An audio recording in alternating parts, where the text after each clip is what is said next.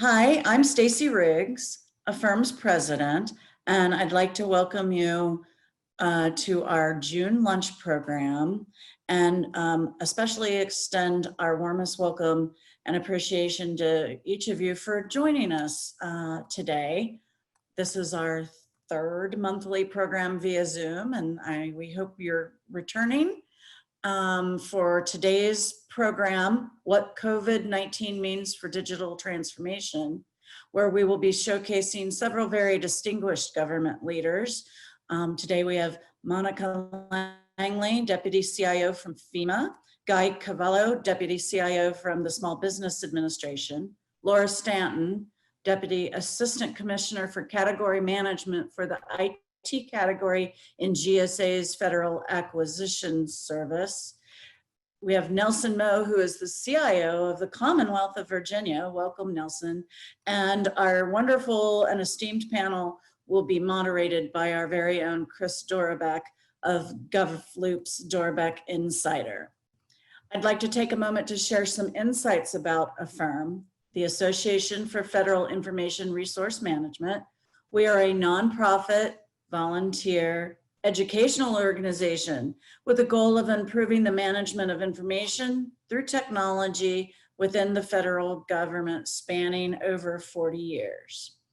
In the spirit of AFFIRM's charter, we have raised and contributed well over $250,000 to date for high school and college scholarships. We would like to thank all of our volunteers for their continual hard work to put our programs together and to continue to support the IT community of the federal and local governments, even during these very challenging times. We extend our sincere thanks to our generous sustaining partners. Their logos are included in the acknowledgement of our appreciation for their support.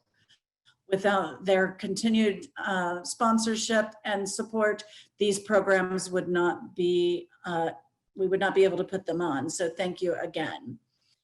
AFFIRM will continue to hold an array of virtual programs over the summer. So please check our website for upcoming events. We have some really exciting things coming up. And before we go and get going with Chris, we have a few quick housekeeping items that I'd like to share.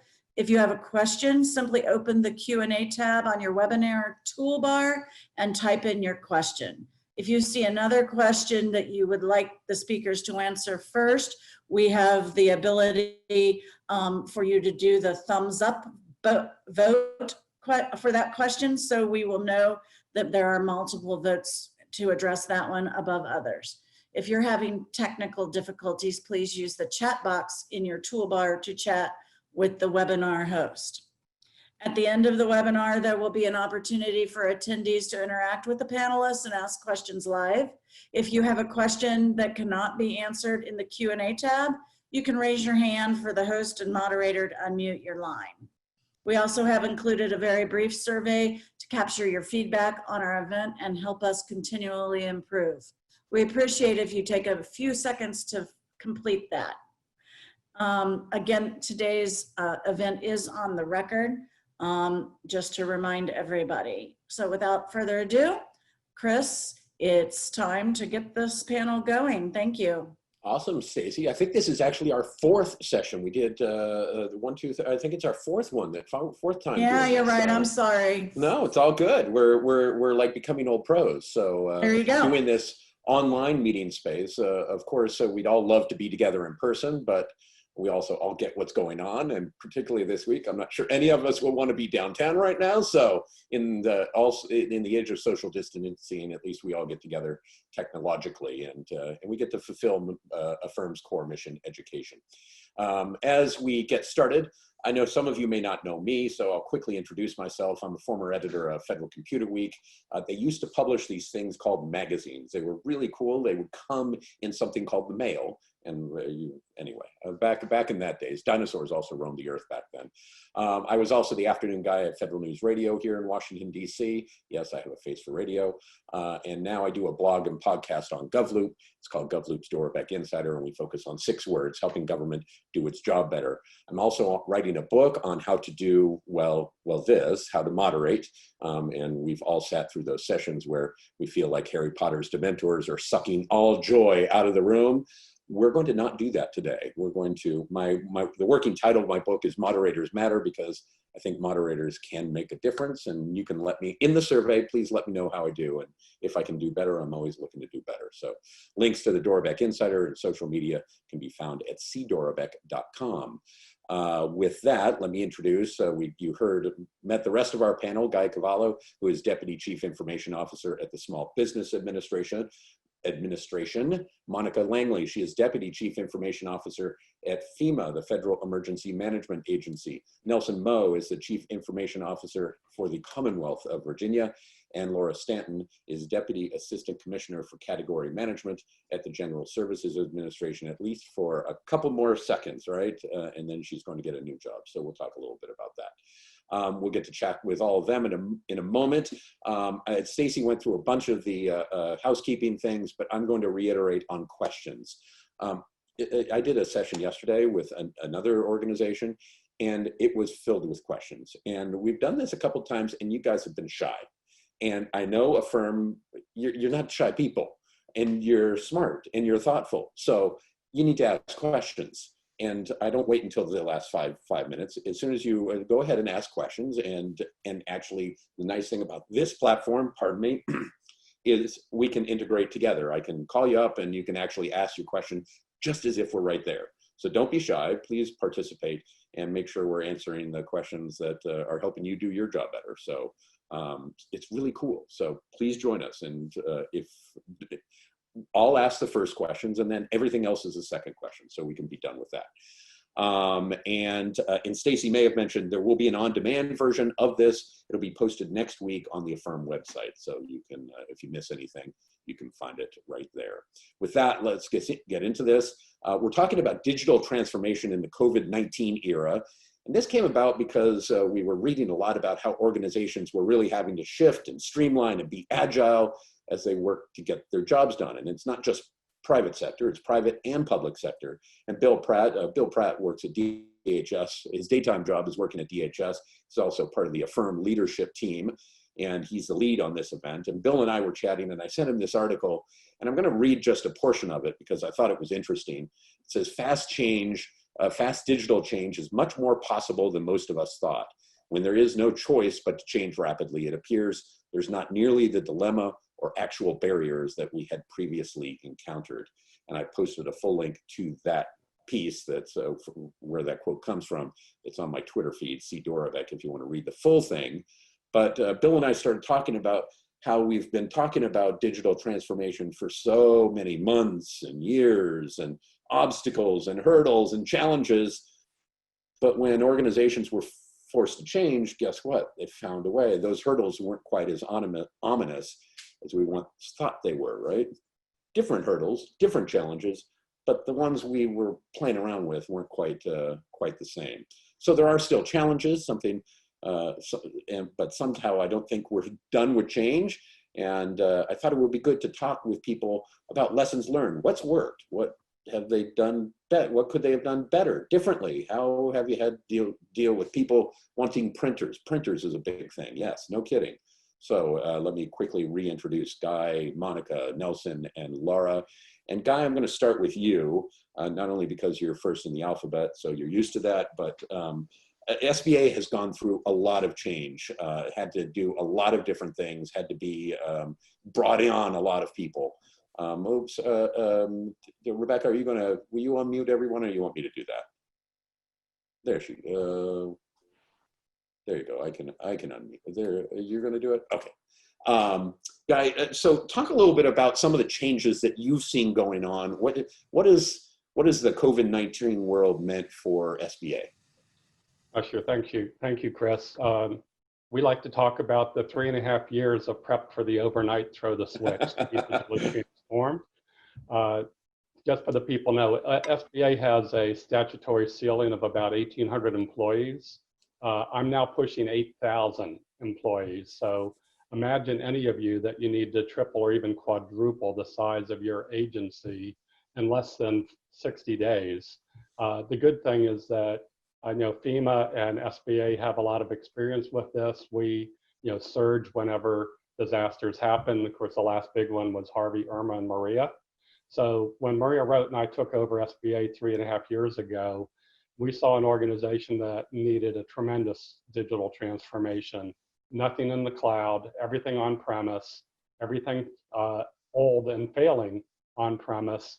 And we knew we had to change. We did some simple things like move to Office 365 and get out of the on-premise hosted email business. Boy, am I glad we did that before this hit. Ramping up and changing people from having desktops to having laptops and tablets so that they could be portable. So when this hit and we had the order to shut down, SBA has offices all over the country and our territories. People were able to take their device home with them and fully do everything because of what we've been working on. Even in the middle of this, we're changing how we do VPN and moving to a zero trust network solution. So we've actually quadrupled the number of users on that during this. So my advice to everybody is plan for the future, but when the future happens tomorrow, be ready and be agile to adjust to it. So we're bringing on thousands of new users. I definitely got very involved with GSA on the supply chain because guess what? Not only did SBA want to buy 6,000 computers, but a lot of other agencies wanted to do it too. And yet we had the legislative mandate to get these small business loans out quickly. So we juggled and worked with GSA, did multiple purchases, and going from that. But the other thing I'll highlight before we let the others jump in, Chris, is a year ago we had moved SBA.gov from being hosted on-prem to the cloud. Well, of course, during this, the president tweeted out the SBA.gov address. If people want to know what that impact is, how about 8,000% increase in hits within a minute? And by being in the cloud, and if anything, we've proved that the cloud is exactly what it was supposed to be. It's allowed us to automatically scale up, handle surges like that, and then scale back down. So 3.5 years to get to this point to be able to overnight be in production, everybody working at home, everybody collaborating at home. We're hosting calls for up to 100,000 attendees, all with our own infrastructure of leveraging the cloud instead of on-prem. Yeah. Dave has already asked a question for you, but I want to bring in the other folks first, so we'll get back to it in just a second. Dave, let me bring in Monica Langley, as I mentioned, Deputy CIO at FEMA. And FEMA's you already have Hurricane Cristobal, or whichever it is, something close to my name, is already bearing down on parts of the South. And so you guys are having to think about how you do FEMA's mission in this coronavirus. What's changed for you guys? What's changed for FEMA? Well, I will tell you, thank you, Chris. The difference with FEMA is that FEMA is an emergency management agency. And so we actually prepare for disasters. So we have remote employees out there already. But the one thing I will say that changed is everything went virtual. And so the capabilities to enable the collaboration had FEMA moved towards the implementation of the collaboration tools like Teams, Adobe Connect, Zoom, and increasing conference bridge capability. Along with what Guy said, yes, we looked at the increase in our VPN capability to ensure the circuits weren't saturated. Software licensing became a big issue, as well as the need to determine how do we onboard folks remotely. And then, of course, always looking at the cybersecurity posture through heightened monitoring during this time with everybody using the technology. It's just we need to ensure our cybersecurity posture is up to par. And then you have the contactless PIV registration, or how are these folks actually going to get the support that they need. So increasing the service desk support. So there's been a lot of additional requirements that FEMA has had to implement due to COVID, even though a lot of the things that Guy was talking about, we were already involved in, because we are always looking at all of our remote employees.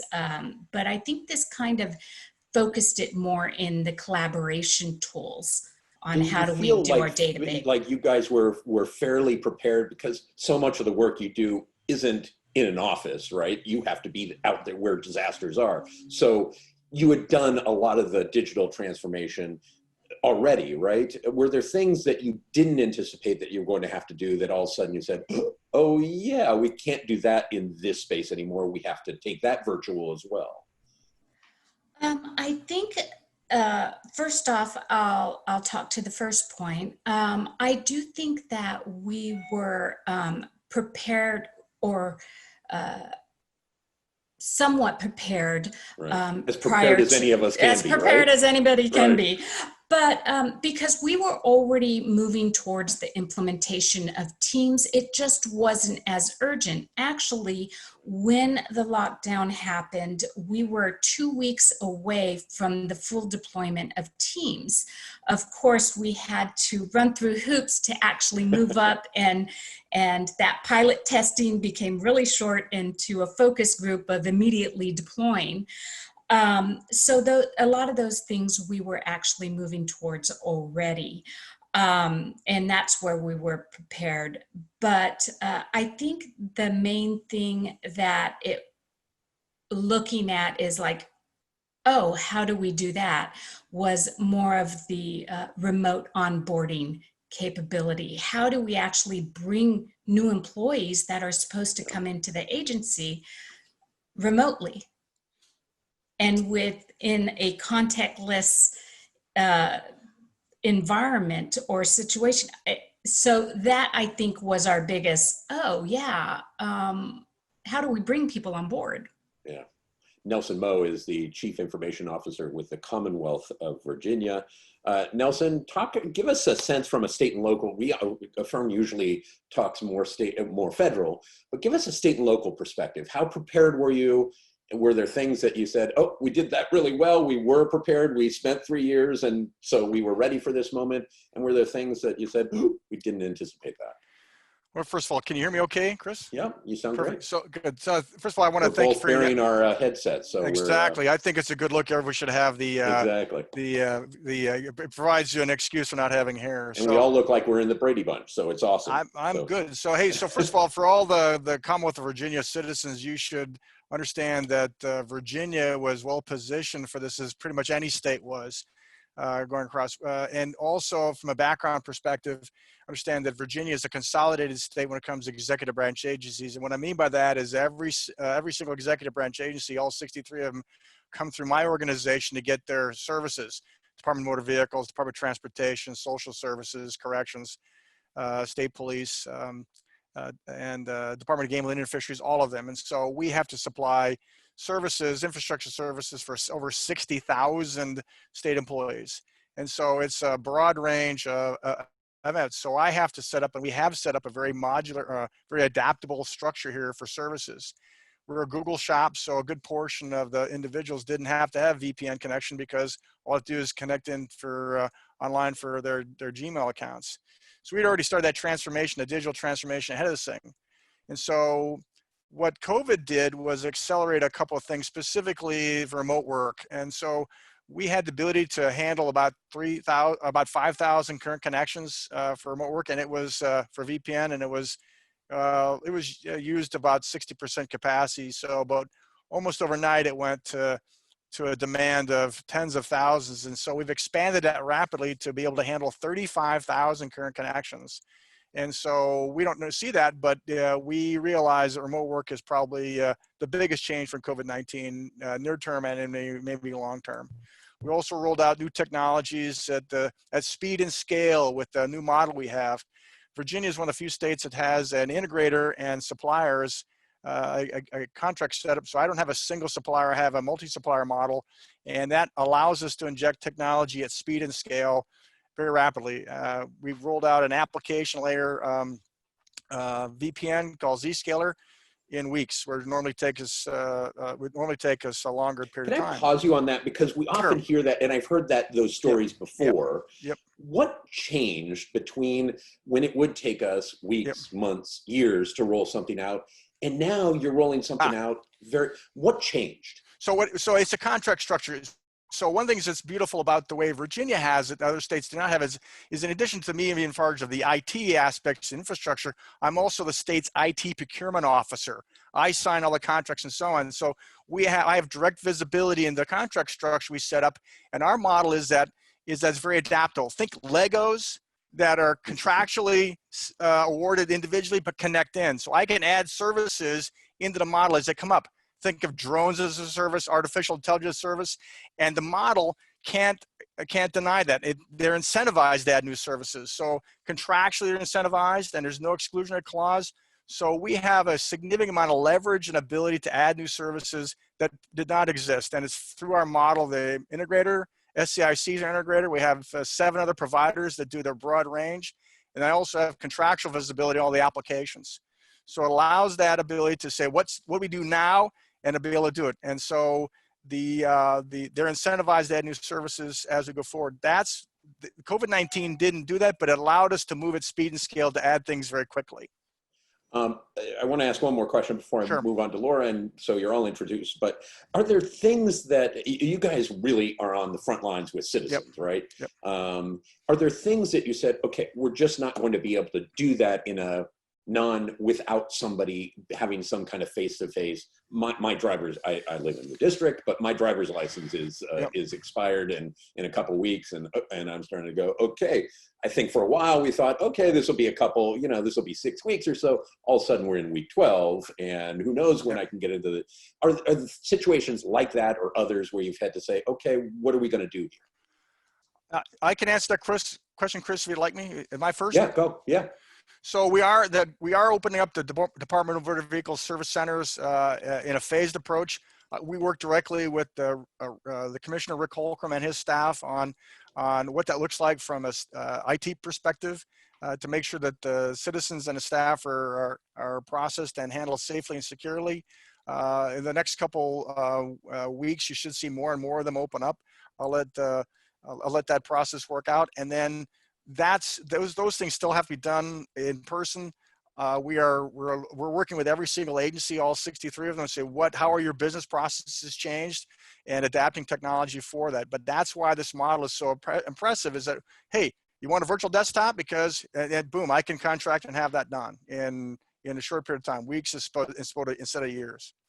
And I think we'll come back to that, but let me bring in Laura Stanton. She is Deputy Assistant Commissioner for Category Management at the General Services Administration.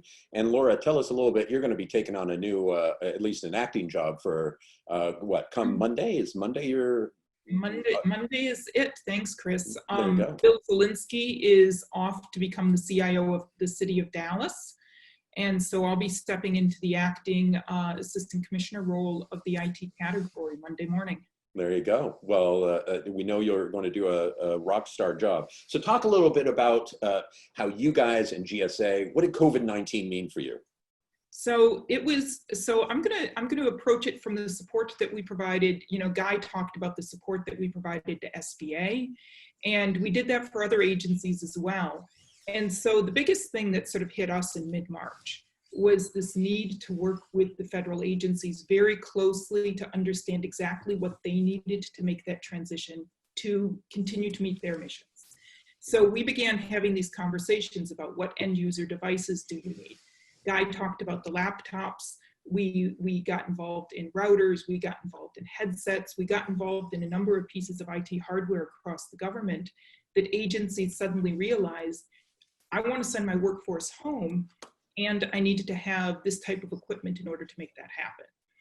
And so we were talking to the agencies, we were on the phone with the suppliers, and that was one of the big things, is we were continuously talking to the OEMs. We were continually talking to the manufacturers, the reseller community, and we began to identify in the supply chain where basically the choke points were and what we could deliver.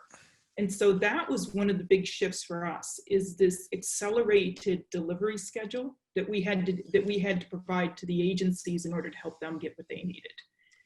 I know one of the challenges that everyone had as they were going to this, one of the seemingly simple things was signatures. Like, okay, how do we get, all of a sudden we can't be close to signing everything, and how do we deal with that? Did you guys have that problem? I know other folks did, so I'm going to invite them to, but Laura, I'll have you start. Did you guys have enough to do e-signatures? Did you have all the policies in place, those kinds of things? We did. So GSA has been, a leader in telework for years. And so even though not everybody teleworked on a regular basis, everyone was prepared and had the tools and was ready to go. And so we have a digital signature capability, and we have digital content. We don't work very much in paper.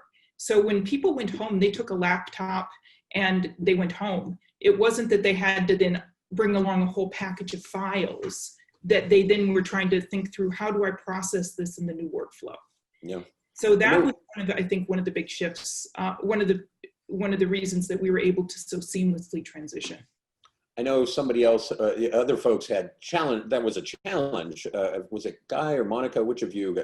Guy? No. Yeah, I see you nodding and laughing. Yeah, I think it was. I think it was both everybody. of us. Everybody was nodding their heads. It was like a little bobblehead convention when I brought it up. But Guy, why don't you go, and then I'll bring Monica in. Yeah, real quick for us. We had over the last year and a half really worked to eliminate personal printers. We actually found and did a study. We had over 350 different printer models in SBA. Now remember, I said 1,800 employees, 350 different printers. That means different printer models, different ways of updating them, different ways of connecting. So we had moved to a centralized model and had eliminated printing, because a lot of what the printing requests were was, I need to print something to sign it. During this, what we found out is that there are actually 2 forms at OPM for people that are retiring that still had requirements for a wet signature. So the good news out of this is that we immediately elevated it to the CIO Council. CIO Council is working with OPM to get those last 2 forms able to be read with digital signatures. And other than that, we've been using digital signatures for everything. When we have had a court case and a couple other situations where people needed to print out a document and sign it, we've been able to delegate printing authority for a block of time to an individual user, and then we take it away. So yeah, it's a different world, but yeah, digital signatures have been working everywhere other than those 2 forms. Surinder had just asked that question as I was asking it. So Surinder, we're zoning together. So nice job. Monica, I know you had signature issues because you guys have to get signatures on things. How are you guys dealing with it? Yes, well, initially it wasn't a particular issue, but once COVID happened, we realized that the government doesn't keep all of its forms quite up to date. And so the Adobe Reader would allow you to sign particular documents, but the older forms, the signature doesn't work. And so what was a requirement then was Adobe Pro, because that's what's in our environment right now. And that is actually an above standard software license. So we had to work around to try to determine how many licenses that we need to provide to the agency in order for people to be able to sign all documents in this ongoing environment, especially as we found where we found the challenge is onboarding. Yeah. There are a lot of forms that employees need to sign as they onboard, and some of them are not quite up to date. So that was one of our biggest challenges when it came to signing is really the older forms that are still being used within the government. But and are you just updating? What are you? How are you dealing with that? How are you fixing? Because I imagine there's more than just a couple. It's not necessarily an easy job to get all those updated. How are you dealing with that? well, as you know, FEMA did receive some supplemental funding due to COVID, and we used part of that funding to help provide the licenses for the agency. Awesome. Did you have something else, or I was going to go bring Nelson in on this too? No, you can. Nelson, was signatures an issue for you guys? Short answer is yes. Signatures or printers or not so much seemingly printer, simple things. so not so much printers, but signatures. Yes, we had an immediate demand for digital signatures. We had the ability to do it from a policy perspective, but a good number of agencies hadn't had to do that. Department of Corrections had a huge demand for digital signatures, and so our licensing for that, we use a product DocuSign. So since the century license, I was able to add a whole bunch of licensing. The biggest challenge for us was being able to provide services for people who work virtually, hence the VPN, remote access, Zscaler, and laptops. And this was an example, and we're still working through those issues as the agencies modify their business processes. But signature, that was one, but I think with DocuSign and the license for that, I think we've been pretty much worked that one through. Guy, you brought up the printer issue and having people wanting to print stuff out. That creates a security issue, right? All of a sudden you have these possibly personal information out there on paper. How are you dealing with all of that stuff? And then I'm going to broaden it out and ask the larger cybersecurity question, because we see bad guys out there trying to take advantage of situations. So, but talk about the paper issue first. Sure. I think maybe 10, 15 years ago, when there was an active telework policy group that was working on what you need to do, SBA adopted policies from that group that were very detailed, that for you to telework at home, you had to have a secure work area, you had a checklist of things you needed to do, including if you're going to print PII information, you had to have a methodology so that your kids wouldn't come running in and grab the paper and take it outside. What we found is that nobody was following that process. People were teleworking and nobody submitted that form. So like I said, we decided to prevent people from printing at all and establish an exception process so that we could do those few cases. So for the 3 months that we've been home, we might have had 6 exceptions that, again, with our technology, we're not just giving somebody the ability to print once or print forever. We're actually giving them a time. How long do you need to print that legal document? Okay, we'll give you 2 hours and we'll connect their printer. And then my SOC and network teams watch that particular connection to make sure that there wasn't anything else with it. So we forced the agency to really get used to digital signatures and get away from paper printing. Our offices are open on a volunteer basis, and I'm sure some people have gone into the office just to print big documents.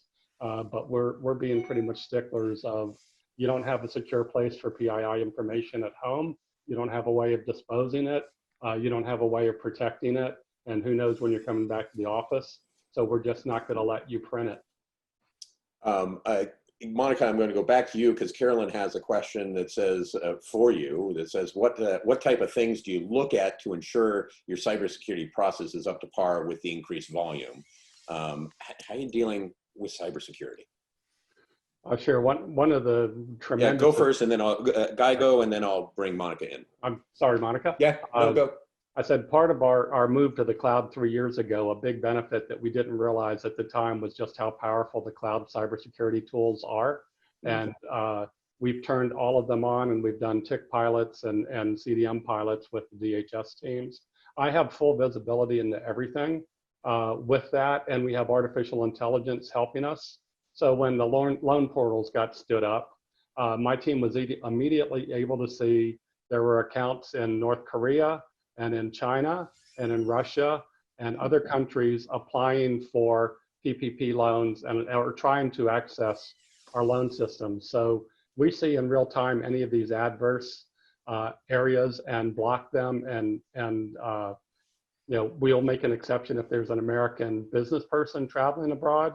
But our overseas warning, when we turned this on, went off like a Christmas tree. And we basically monitored and watched all of that. So we see it in real time, and we're able to block anything with the help. And the AI helps us say, hey, look at this, because we think this is unusual. Monica? Thank you.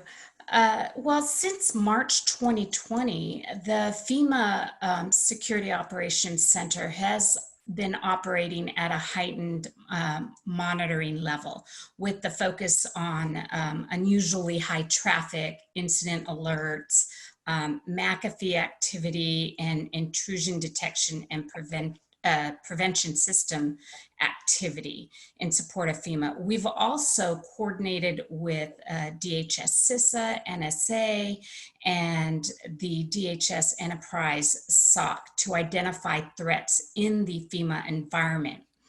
And as of May 29th, the SOC Cyber Threat Intelligence Team was monitoring over 17,000 indicators of compromise related primarily to COVID. Wow. So we are definitely, aware of the cyber concern and are on top of it. It's a big challenge. Nelson, do you want to talk cyber? Of course I do, yes. Yes. So one thing you should, for the Commonwealth of Virginia citizens on the call, is you should realize and understand and know that we firmly believe that cybersecurity is fundamental to our services to the citizens. And we have I believe, a world-class Chief Information Security Officer in Mike Watson, and he's been leading our charge on this one. We've also focused on getting help from other entities like the Multi-State Information Service Steering Center, and also the Election Infrastructure Information Service Centers, and our federal partners in Homeland Security and the FBI. So we're well tuned and plugged into these things.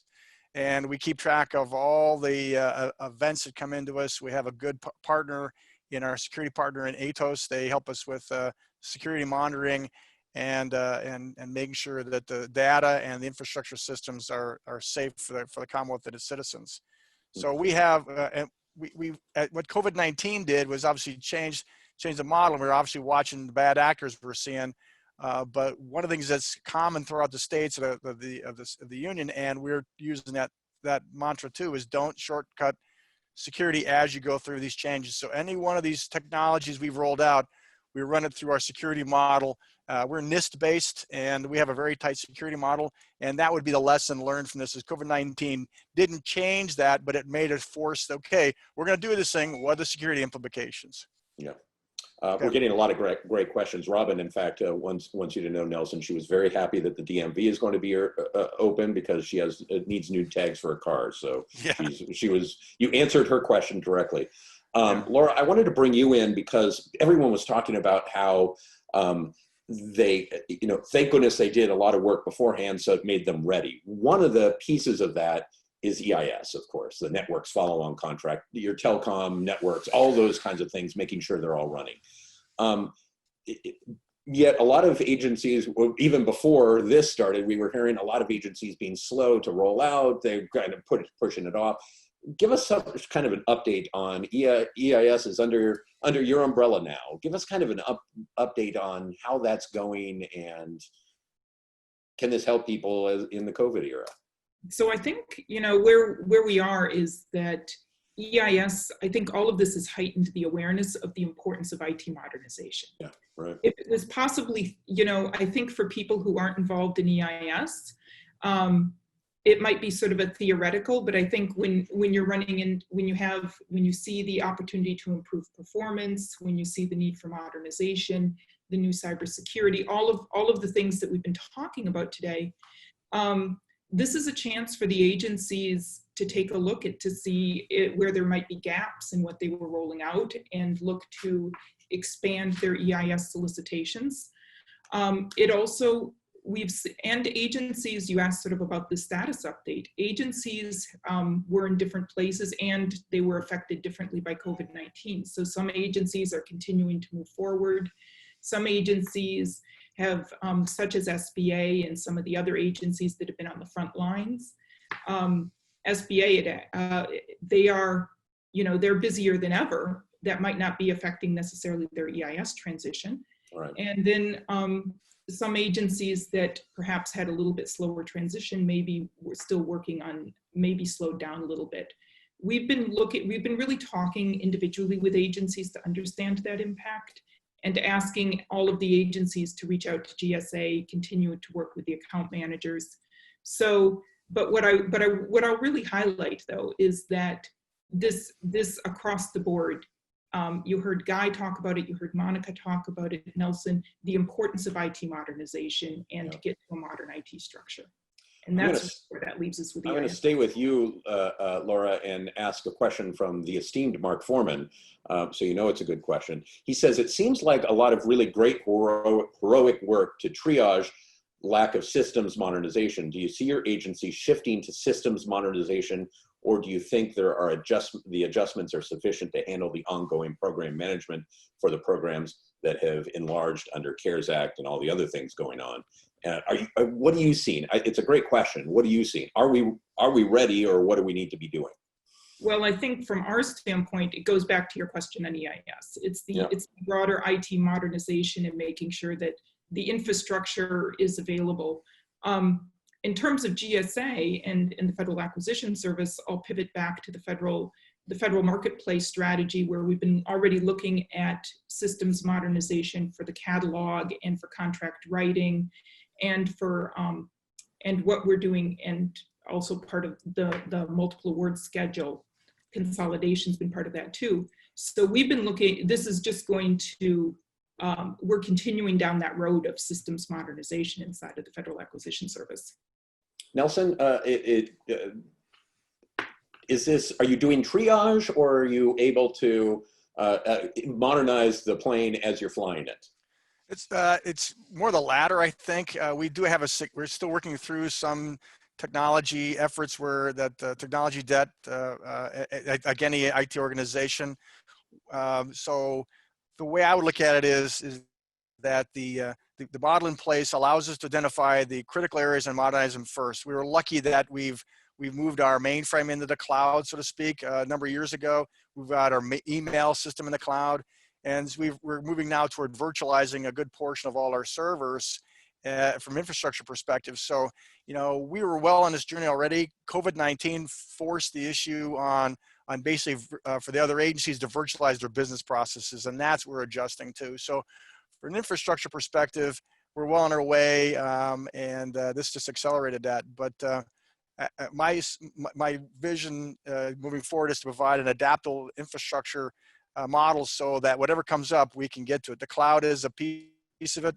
The governor signed an executive order early in his administration to move us that way, and we are well in that process to taking advantage of the hyper-converged infrastructure it provides.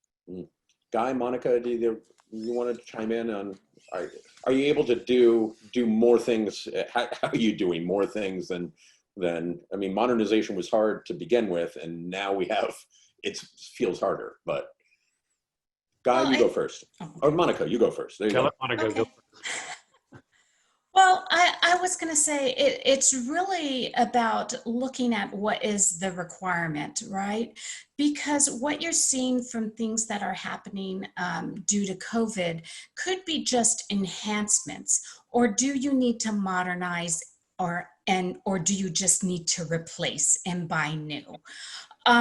So they're going and working with the component acquisition executive is important from Fema standpoint to understand where should we invest and what should we invest in. For the FEMA CIO, we are looking at modernizing. We are going through the Joint Requirements Council to look at our infrastructure and modernize or replace as we move towards an infrastructure as a service, and that's our goal. Guy? I would say that as we're flying the plane, we just changed it to SpaceX along the way. Marie and I are never ones to have sat still. So we've continued to extensively modernize even in the middle of this. When it started, I had 0 cloud-based virtual desktops. Again, I mentioned we have 1,800 employees. I now have 2,000 cloud-based virtual desktops. Again, we already were in the process of doing that, so we turned it on. We're changing the way we connect to the cloud. And unfortunately, one thing that's holding us up on EIS is that we were in the process of doing a site audit because we want to completely replace our wide area network and go to zero trust networking. And in the middle of the site visits is when this happened. So we're still on hold to do that. But like I said, in the middle of this, I think it's a mistake for any agency to stop modernizing because we don't know how long it's going to be like this. And the world's going to keep changing. The hackers are going to get better. So you have to keep going. I'm going to ask you, we're going to do kind of a lightning round because I have a lot of questions here and they're all good. So I want to try and get to as many, and I want to be conscious of time as well. So Guy, I'll ask the unpleasant question, and Dave asked it earlier. I'll blame Dave, but we heard a lot of problems with PPP rollout initially and getting those things out. And wasn't it efficient? Did you learn any lessons? Any lessons learned from that process? Give us any insights that you may have. Sure. Like I said, we've been in the process of modernizing a lot of things. One of the things that had not moved off premise to the cloud was the loan application portal. So it was fine when we had normal traffic, but PPP was way overboard. So we rebuilt and launched a new version in the cloud for 5 days. So the initial complaints that were heard were the on-premise version not holding up under the workload as soon as we put it in the cloud. And I've got to come in, my team pulled all-nighters, because again, they built a whole new application in 5 days to accept all of that.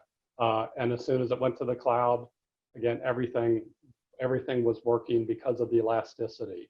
You know, depending on if the president tweets something or not, we can get slammed quickly. So yeah, I mean, there's always going to be problems with new requirements, but we've definitely seen our investment in the cloud has paid off. And Nelson, a similar kind of question, Surinder asks about early on, Fairfax County Schools had a terrible problem with its e-learning process. By the way, I have a 9-year-old, my joke on e-learning is we're doing really well. The teacher drinks on the job, and my one student has been suspended only 3 times. So we're doing fantastic with e-learning. Jokes aside, any lessons, were you guys involved in that at all, or was that a purely county thing? And do you end up supporting them? And do you take any lessons from the kinds of problems that we're seeing among some schools having problems? Anything from that? My involvement with infrastructure for Department of Education, higher education, is primarily with our state agency, Department of Education. The Fairfax event I think you're referring to is largely a local area, and I only know what's in the papers and what I see in some of the back channel conversations. So we weren't directly involved. So what I would like to message is, with getting back to what was messaged earlier by our thing, is that the need for IT, specifically broadband access, was for localities, schools, and so on, was dramatically increased. And so the administration has an effort to do that, to look at broadband access for equitability across the Commonwealth. But that was certainly brought to forefront here, not only from people working from home, the 60,000 people, but also educating from home. But as far as the Fairfax event, I have to defer to the local authorities. Take a pass. It's all good. We're not going to ask you to respond to things that's not under your purview. Guy and Monica, I'm going to ask you a question, but I'm going to start with Laura. Nelson mentioned that he had great acquisition support. Laura, how have you guys managed to really get acquisition support so people can do things? We don't have the time. Have you guys changed how you've done anything, or just all hands on deck? How have you dealt with that? That's sort of what I started with, is the speed. It was all hands on deck. It was spending significant amount of time with the agencies. As soon as we heard their requirements, it was predominantly knowing the supplier community and the supply chain. Yeah. And that enabled us to identify immediately where we would be able to find what they needed, and work very quickly to get it to them. Some of it was the pre-positioning of blanket purchase agreements and other contracts, but a lot of it was close communication, collaboration, and requirements building. And before I finish up on Joe Knobloch's question, I'm going to stay with you, Laura, for one other. Jim Moss asked, one of the goals of category management was to monitor cost as an aid to future procurements. What is the status of that effort? Have you been able to monitor any impacts from COVID IT spikes, price spikes? So we've been looking, so all of the best-in-class contracts have, we gather transactional data from them, which gives us that opportunity to always go back and be able to do that type of analysis, look at what agencies we're paying, look at it at a transactional level. So we're well positioned to be able to do those types of analyses. Guy and Monica, I'm going to come to you guys, and I'll go to Monica first, but your acquisition, we didn't have time for long acquisition cycles for a lot of these things. How did you streamline that process? Did you work well with your acquisition team, all those kinds of things? Oh, absolutely. It's important to work closely with the procurement officers and the contracting officers on every acquisition that you have. And also privacy, because privacy is important when you're looking at an IT acquisition request to determine the privacy factors are addressed. So we work closely with all, and we have an automated process in which we have streamlined the IT acquisition requests in order to provide a shorter time period for review with COVID-related requests. And Guy, how did you guys deal with the acquisition challenges? Yeah, I'll echo what Monica said. I mean, if you're not partnered with your acquisition and financial people, I think you're making a big mistake, because they can cut off everything you have. When I had to buy 3,500 computers immediately, working with GSA team, what they showed us is that there were no traditional devices that we could get quickly. So our acquisitions changed from, we would like you to meet these specs and we'll go with the lowest price, to you need to meet these specs and who can ship the fastest. So that was an interesting switch. I had to change one of my preferred requirements of having 16 gigs of RAM. We saw that we could not get enough devices with 16 gigs of RAM. So I had to work with my technology team to see, could we be fine with 8 gigs of RAM for what we're doing? So we made that adjustment on the initial buy. But like I said, changing it from lowest cost to, do you have it in stock and can you get it here tomorrow? And the GSA team was great working with us on getting those details from the vendors. Great. There's a question from Gail about how you're continuing to develop tech skills of your IT workforce in a telework environment. And Gail, if it's okay, I'm going to broaden it out a bit. Both tech skills, but also managing is different in this environment. We're, as we said, we all work in the Brady Bunch world. How are you dealing with that, Guy? Not only are you're a leader too. How do you pull everyone together and get them all working in the same direction? Luckily, we had pretty much adapted agile practices even across non-development applications, our IT operations team and all that. So my teams were used to a daily stand-up. So instead of being in person, that became a virtual Brady Brunch type meeting, leveraging the technology. I mean, I'm in meetings all day long. I welcome going back to the office where I can at least walk down the hallway and not be in a meeting. So what we're finding is we're having to be more specific on prioritizing things and making sure that, okay, out of the 100 things that we all like to do, we really needed to do these 3 first, because everybody knows what they should be doing, and not being able to whiteboard or be face-to-face with people. I'm finding we just need to make sure that we're giving clearer instructions so that everybody's rowing the right way. Nelson?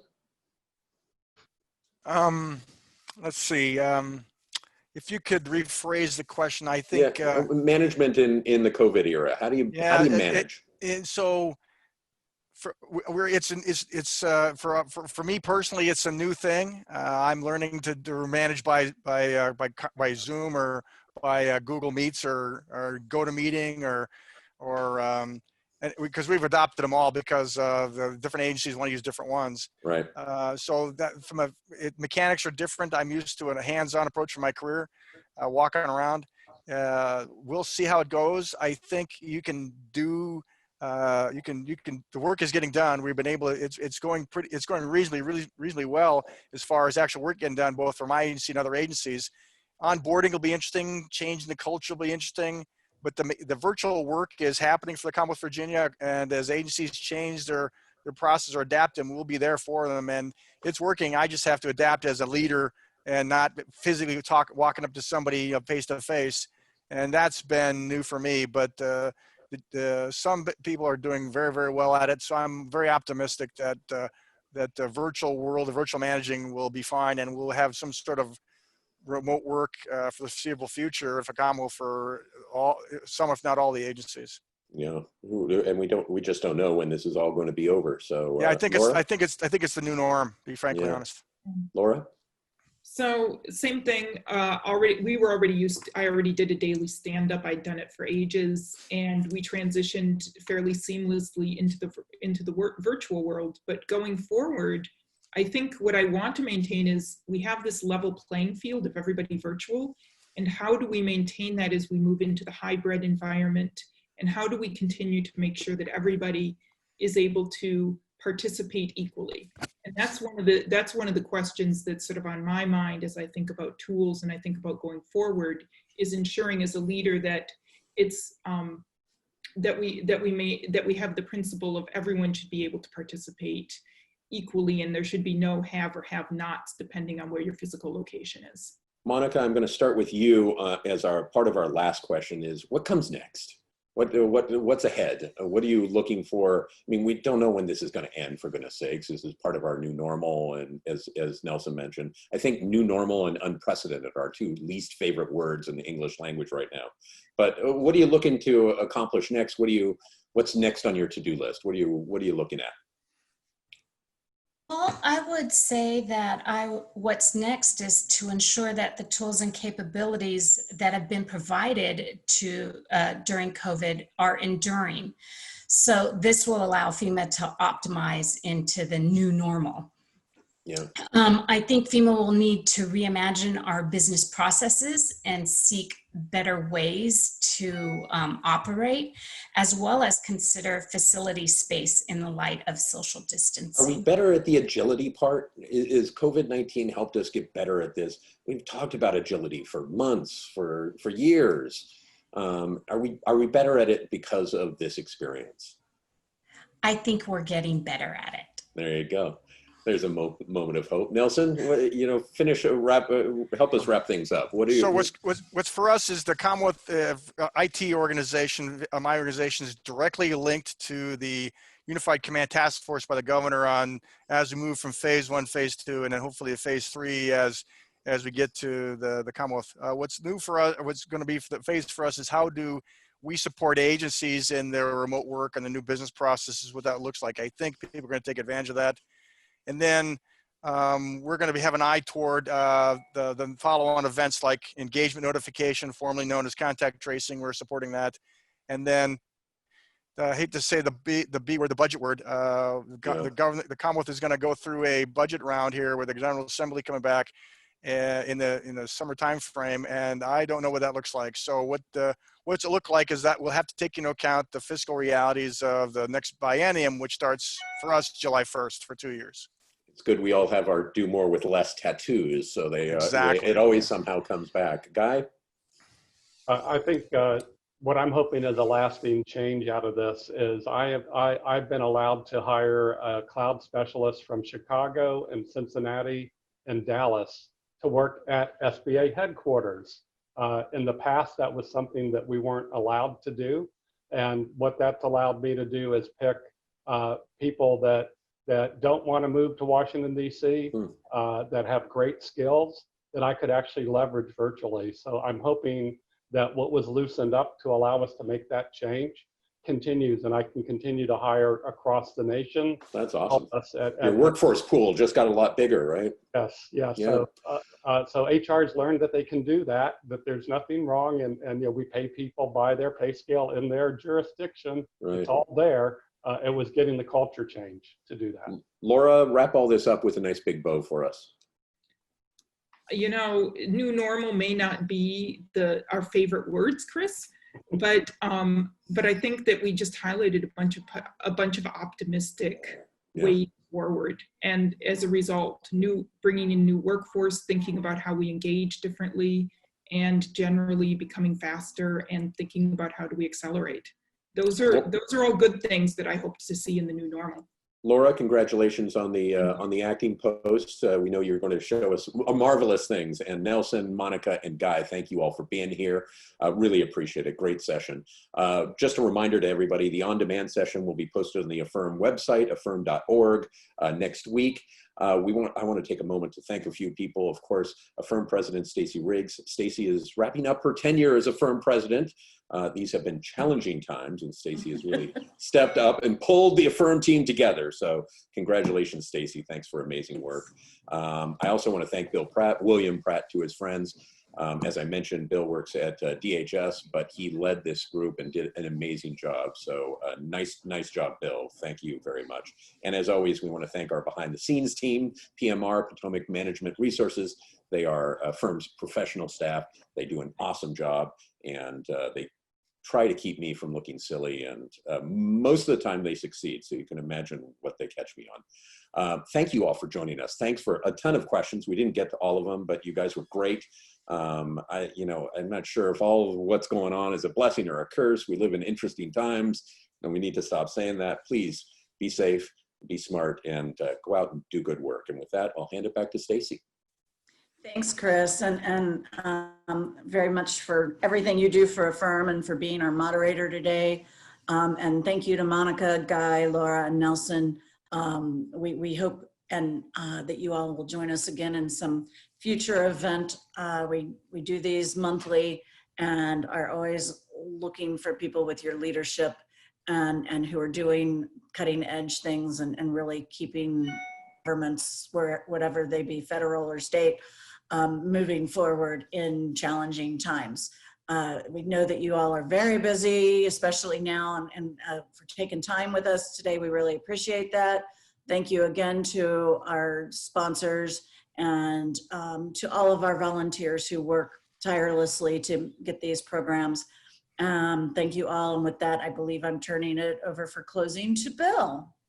Thank you so much, Stacey. And I did want to share that just in a couple of weeks, we're going to be doing a turnover of some leadership here at AFFIRM. And as part of that, we're going to have a new president. Her name is Jackie Rubino. Unfortunately, she was not able to join us today. She is leading a Tiger team to try to get DHS opened back up with some of our leading components. But so she asked me on her behalf to thank all of our panelists, thank all of our attendees. Of course, thank you, Chris. Thank you, Stacey, for another great show. Rebecca did a fabulous job as always. But I wanted to especially take this moment to thank Stacey Riggs, our outgoing president. She led a banner year at AFFIRM with tons of great events, tons of great scholarships, lots of money sent to young folks who deserve it, and great membership growth. So folks, if you take just a moment, please join me on Jackie's behalf in thanking Stacey for her tireless efforts to this nation's IT professionals, both federal and contract staff. Thank you so much, Stacey. Thanks, Bill, and thanks to. And with that, I just want to remind everybody to, thanks for joining us, and please fill out the survey. We have that posted, and we'd love to hear from you. Thanks again. I'll turn it back over to Chris. And thank you all, guys. Thank you, all of you, for being there. Guy, Nelson, Laura, Stacey, and who am I missing? I'm missing somebody, but anyway, Guy. Thank you all for being, and Bill, thank you all. Have a good day. Go out and do good work. We'll talk to you later. Thank you. Thank you. Thanks all.